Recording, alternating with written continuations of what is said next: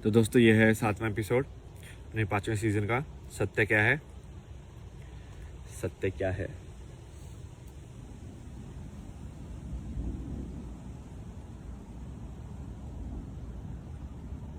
देखो सत्य क्या है, इसका जवाब तो एक्चुअली कोई नहीं दे सकता है, क्योंकि इसका जवाब शब्दों में हो ही नहीं सकता है। ये ऐसी चीज है ना जो शब्द में यदि आ गई होती ना आज तक, तो ये इसके फिर ये इसका मतलब इलोन मस्क के पास सबसे ज्यादा होती है, क्योंकि शब्द में जो चीज आ जाती है वो बिकाऊ हो जाती है। फिर एक कुछ न कुछ उसका कीमत लगी जाती है कभी ना कभी। शब्द के अंदर जो भी आपका रिश्ता आ जाता है, शब्द के अंदर जो भी आपकी पहचान आ जाती है, शब्द के अंदर जो भी आपकी क्वालिफिकेशंस आ जाती है, शब्द के अंदर जो आपकी सुंदरता आ जाती है, शब्द के अंदर जो आपका शांति आ जाती है, तो वो गई, फिर वो शांति नहीं है, बिकाऊ है। फिर तो बस कीमत है, कितनी कीमत लगाओगे तुम। और आज के टाइम पे I think most of the लोग ऐसे ही हैं। लाइक लड़कियां भी आई थिंक जब लड़का ढूंढती होंगी तो वो यही ढूंढती होंगी कि पैसे वाला होना चाहिए। तो उनको भी मतलब नहीं है, उनको भी सिर्फ पैसे से मतलब है। मतलब खरीदा जा सकता है उनको ना, समझ रहे हो कि अब एक इंसान इस लाइक वो पैसे जिसने कमा लिया है, तो अब उसको बहुत ऐसी सुंदर वैसे वाली लड़की मिल जाएगी, क्योंकि वो उसको खरीद लेगा, उसके पास पैसा है। तो इनडायरेक्टली वो अपनी सच से, अपने आप से थोड़ी ना वो शादी कर रही है। वो लड़की उसके पैसे से शादी कर रही है और वो उसको खरीद रहा है। बेसिकली वो उसको ऑब्जेक्ट मानेगा पूरे टाइम। अब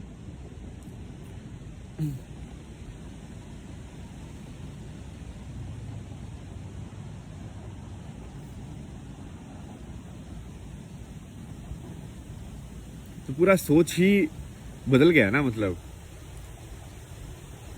एक रिश्ता जो है, स्पेशली जो ये जो बोला गया है सीताराम या कृष्ण, राधा कृष्ण और ये सब का, उनका रिश्ता क्या है? उनका रिश्ता ये थोड़ी है कि उसके पास पैसा है। उनका रिश्ता ये थोड़ी है कि भाई वो उसको क्या, तुमको क्या मिल जाएगा, क्या सेफ्टी मिल जाएगी, तुमको घर चाहिए, तुमको शॉपिंग कराएगा कि नहीं कराएगा। यही है क्या? मतलब क्यों शॉपिंग करा दी भाई, क्या करा दिया भाई।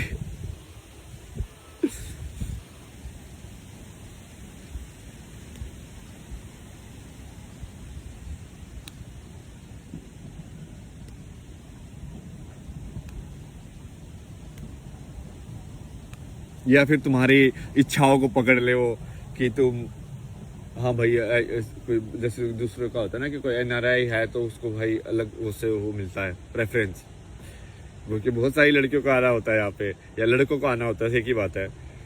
सो मान एनआरआई लड़की है तो मान लड़कों को आना होगा, तो वो लड़का भी लाइक सही है भाई, बाहर देश में तो जाएंगे।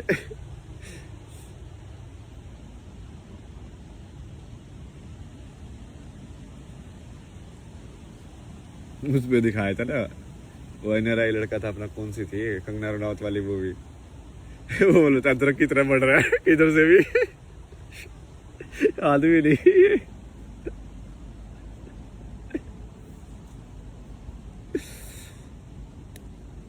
चलो सीरियस बातें करते हैं आज आपको थोड़ा कुछ सिखाना है। तो एक टर्म होती है इंग्लिश के अंदर कि जनरेशनल पैटर्न्स, ठीक है।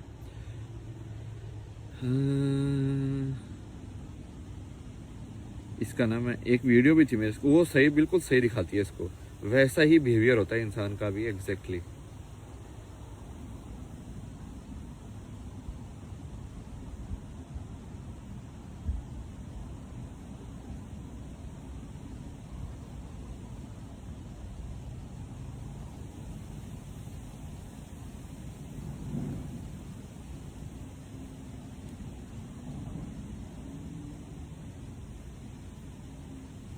तो ना पहले ये देखो ये वाला, ठीक है। तो ये क्या है, एक एक्सपेरिमेंट है जिसमें उन्होंने क्या किया कि उन्होंने जो फ्लाइज थी उनको एक डब्बे में बंद कर दिया यहाँ पे, ठीक है। डब्बे में बंद कर दिया तो वो डब्बे के अंदर उड़ती रही, ठीक है, उड़ती रही। थोड़े टाइम के बाद क्या किया उन्होंने, इसके ढक्कन को हटा दिया, ठीक है। ढक्कन को हटाने के बाद भी वो फ्लाइज एक्चुअल के अंदर बाहर नहीं गई, मतलब वो फिर भी ऐसी ही उड़ती रही। उनको ऐसे लगा कि अभी भी ये यही दीवार है। मतलब यदि तुम एक्चुअली डब्बे को भी हटा दोगे ना किसी तरीके से, बिना कोई लाइक ज्यादा एनर्जी डिस्टरबेंस किए, तो तुमको ऐसा लगेगा कि वो हवा में सिर्फ इसी एरिया के अंदर ही घूम रही हैं। वो इसी एरिया के अंदर क्यों घूम रही है? क्योंकि उनको अब ऐसा लगता है जैसे कि अब पहले क्या हुआ, एक जनरेशन हुई होगी फ्लाइज की, वो मम्मी फ्लाइज मान लो, तो मम्मी फ्लाइज ने बोला, सोचा होगा कि उनको पहले बंद किया होगा, उनको याद होगा कि हम बाहर भी दुनिया है, ठीक है, बट अब उनको बंद कर दिया। तो उन्होंने कोशिश की होगी थोड़ा टक्कर वक्कर मारने की, भाई हाँ ठीक है खोलो खोलो क्या है बाहर जाना है हमें, या दीवारों को भी टक्कर मारी होगी। बट फिर उनको लगा होगा कि नहीं इतना ही है, नहीं अब वो चली गई है, वो हो नहीं सकता, ठीक है, तो वो हो नहीं सकता, तो इन्होंने मान लिया, तो अब वो अंदर ही उड़ने लगे। अब उनके जो बच्चे पैदा हुए उन्होंने उनको भी यही सिखाया कि ये हो नहीं सकता, ठीक है। अब वो जो बच्चे थे उनको तो ये भी नहीं पता था कि बाहर हो भी सकता है, समझ रहे हो, तो उनको तो सीधा यही पता चला कि हाँ ये तो हो ही नहीं सकता। तो अब उनके बच्चों के लिए तो बाहर है ही नहीं, मतलब इसलिए कि उनका दिमाग में ही बैरियर बन गया कि ये है ही नहीं, मतलब। तो अब यदि तुम डब्बा हटा दोगे, ढक्कन भी हटा दोगे, तो भी वो ऐसे ही उड़ते रहेंगे, टक टक टक। इसको ही इंग्लिश में बोलते हैं कंडीशनिंग। कंडीशनिंग मतलब कि आपके दिमाग को कैसे ढाला जा सकता है, जैसे कुम्हार मिट्टी को ढालता है ना, वैसे ही कि आपके दिमाग को भी कैसे ढाला जा सकता है कि वही बच्चा यदि उसको कोई अमेरिकन गोद में ले ले तो वो इंग्लिश बोलना सीख जाता है, और वही बच्चा यदि कोई मान लो हरियाणा में गोद में ले ले तो वो हरियाणवी बोलना सीखता है। ऐसे कैसे होता है? वो ढालना है, आप ढाल रहे हो उसको, जैसे आप उसको ढालोगे तो वो ढालना सिर्फ भाषा का नहीं होता है कि वो भाषा सीख रहा है, वो आपके बाकी चीजें भी सीख रहा है, वो आपका एनर्जी भी एब्जॉर्व कर रहा है, आपकी ऊर्जा भी देख रहा है वो। यदि बच्चे के आसपास यदि, इसलिए तो बोलते हैं कि अच्छी ऊर्जा बना के रखनी चाहिए, क्योंकि वो ऊर्जा देखता है, उसको आंखें तो नहीं है, उसके कान में इतना सुनने का उसको मतलब तो समझ में नहीं आता है, उसको तो सिर्फ वाइब्रेशन सुनाई दे रही है। तो यदि शोर शराबा या इस सब के बच्चा पैदा होगा तो वो उसके अंदर भी शोर शराबा ही होगा, मतलब उसकी एनर्जी भी वैसे ही घूम रही होगी ना भाई, उसको तो ऐसे लगेगा यही रियलिटी है। तो इसको बोलते हैं, और इसको साइकोलॉजी के अंदर आजकल एक टर्म आती है, साइकोलॉजी और स्पिरिचुअलिटी के बीच में, जनरेशनल पैटर्न्स ऑफ ट्रॉमा। कि जनरेशन पैटर्न्स ऑफ ट्रॉमा क्या होते हैं कि तुमको गुस्सा आता है जो कि तुम्हारे पापा को गुस्सा आता था, तुम्हारे पापा को इसलिए गुस्सा आता है जो कि उनकी मम्मी को गुस्सा आता था, उनकी मम्मी को गुस्सा इसलिए आता है क्योंकि उनके पापा को गुस्सा आता था। तो बेसिकली ये ट्रांसफर हो रहा है हर जनरेशन में गुस्सा,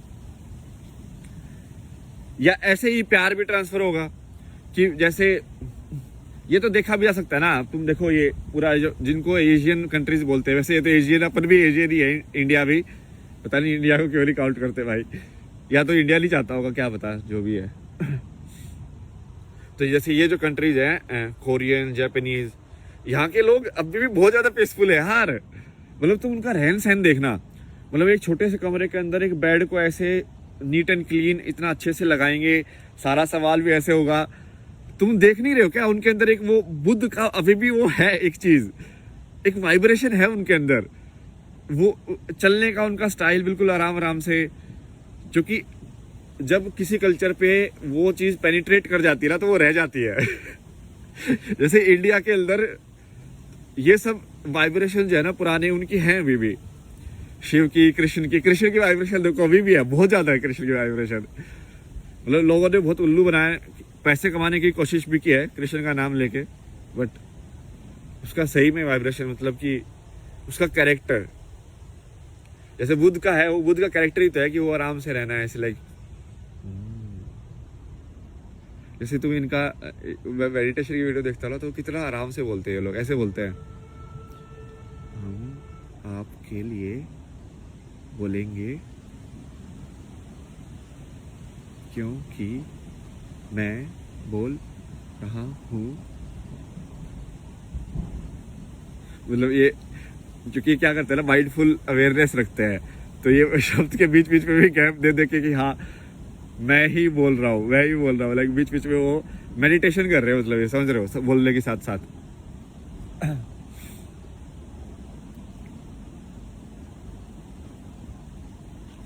इवन जैसे आप देखोगे ना कि जापान की एनिमे वगैरह या इनकी जो मूवीज भी हैं, स्टूडियो गिबली की जो मूवीज हैं या इस टाइप की, उसमें एक जादू वाला एलिमेंट है अभी भी, एक अच्छाई वाला एलिमेंट है, जो कि वैसी मूवी तुम कोई और दूसरा बनाना ही नहीं सकता। इतनी वार्म मतलब मूवी, इनकी मूवीज में यही खासियत है ना कि वो मतलब दिल को पूरा ऐसे वार्म कर देती है कि लाइक विलेन ज्यादा नहीं होते उनकी मूवीज में ना, मतलब इट्स लाइक आर्बिट कुछ बोल रहा होता है लेकिन बिना विलेन के भी कहानी खेली जा सकती है। ये आज के टाइम में क्या होगा ना, ड्युअलिटी के मॉडल में कि भाई तुमको अब बुरे इंसान चाहिए अच्छाई दिखाने के लिए, तो वो बुरे इंसान जानबूझ के बुरे बन रहे हैं लोग, मतलब नहीं चाहिए भाई, बुरों की कोई जरूरत नहीं है अच्छाई के लिए। तो ये मेन चीज तो यही थी, और इसके ऊपर और भी मैं एग्जांपल देता हूँ।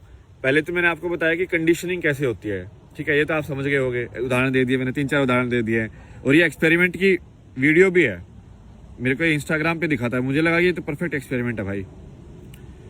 इंसान एक्चुअली में यही होता है, इंसान बस ये स्पेस के टर्म्स में हुआ इनका कि वो बाहर उड़ नहीं सकते, बट एक्चुअली में वो बाहर उड़ नहीं सकते, ये तो उनके दिमाग में बना है ना। तो सही यही चीज होती है जब आपको किसी चीज का ज्यादा रिएक्शन हो रहा होता है, समझ रहे हो, कि कोई चीज आपके दिमाग से बाहर क्यों नहीं निकलती है, कोई थॉट या कोई विचार आपके दिमाग में अटक कैसे जाता है कि तुम आप सोचना नहीं चाहते बट फिर भी नहीं सोच पा रहे हो उसको, नींद भी नहीं आ रही आपको उसके चक्कर में, आप सोचे ही जा रहे हो, सोचे ही जा रहे हो, सोचे ही जा रहे हो, सोचे ही जा रहे हो, क्या क्यों नहीं रुक रहा वो विचार आपका, क्यों कंट्रोल में नहीं है वो इसकी वजह से ही है, क्योंकि आप ये इनविजिबल बाउंड्री बना लिया आपने ना कि आप उसके बाहर तो उड़ ही नहीं सकते हो, तो वही होगा।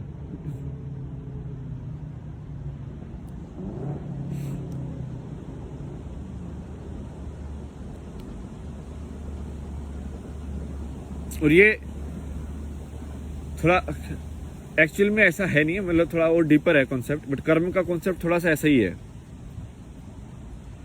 कर्म का कॉन्सेप्ट है कि बेसिकली जैसे इनके जो फ्लाइज के बच्चे पैदा हुए, अब उनको वो उतनी ही नॉलेज मिली कि इसके बाहर नहीं जा सकते।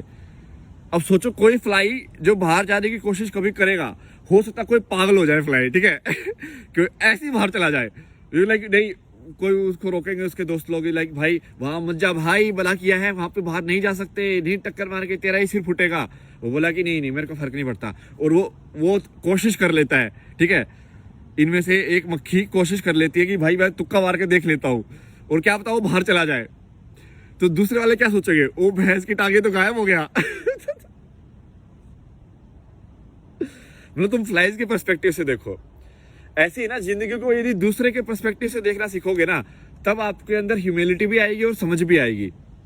जैसे कल है ना, मैं एक वो बड़ा सा कुत्ता था ना जो एक वीडियो में भी आया था, लाइक जो पहाड़ी कुत्ता होता है ना, अपने पहाड़ों में भी होता है, बहुत बड़ा सा, लाइक घना इतना मोटा फर होता है उसका, वो काला।